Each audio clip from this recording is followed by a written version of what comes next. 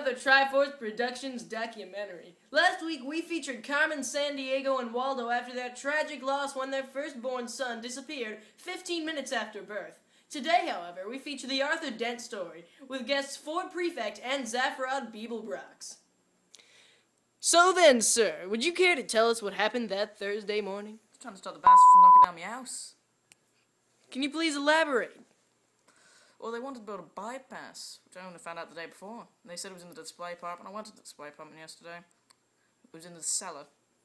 With the lights out, and the ruddy stairs. I eventually found it in a locked cabinet, in an unused loo. There was a sign on the door that said, "Beware of the leopard." So, how did you meet Arthur?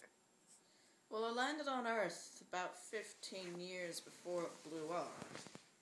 And I was on the street, and I was trying to shake hands with the car because, well, they were the biggest and most immediate moving thing, so I thought, oh, there must be the dominant species.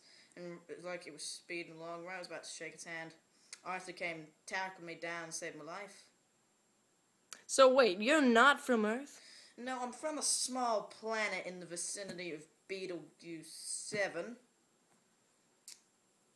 I actually came to Earth after my father died.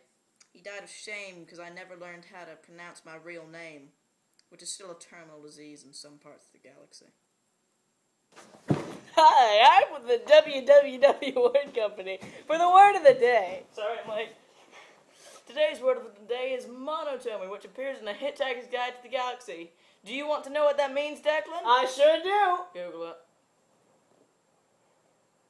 After the Vogons threw Arthur and Ford out of the ship, the Heart of Gold spaceship accidentally picked them up at a probability rate of 2 to the 267,709th power to 1 against. There, he met Zaphod Beeblebrox, the insane president of the galaxy who kidnapped himself and stole the ship, all at the christening. So, you kidnapped yourself? God, you're a pretty dame. You free this Saturday? I'm a male. Moving on, yes I did. Needed to get to Margarita. The fictional planet-building planet? The real planet-building planet they built Earthman's own. Programmed it to find the answer. So, Arthur, what happened to Deep Thought, the ancient supercomputer? Well, apparently 17.5 million years ago, some bloke comes along, builds Deep Thought.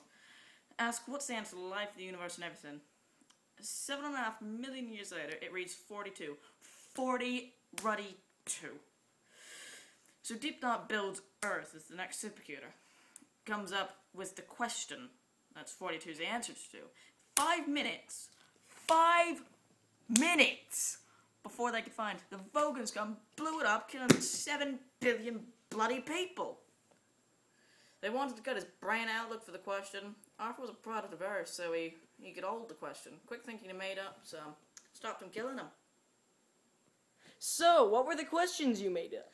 First it came up was, what's yellow and dangerous, which is, of course, is shark-infested custard, an old English joke. Really bad English joke.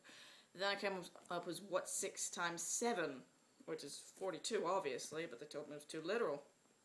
So then I tried, how many roads must a man walk down from that Bob Someone or another song, Blowing in the Wind? They took that. So, what are you guys going to do now? Fancy some tea, Arthur? I do. Restaurant at the end of the universe it is, mates. Let's go.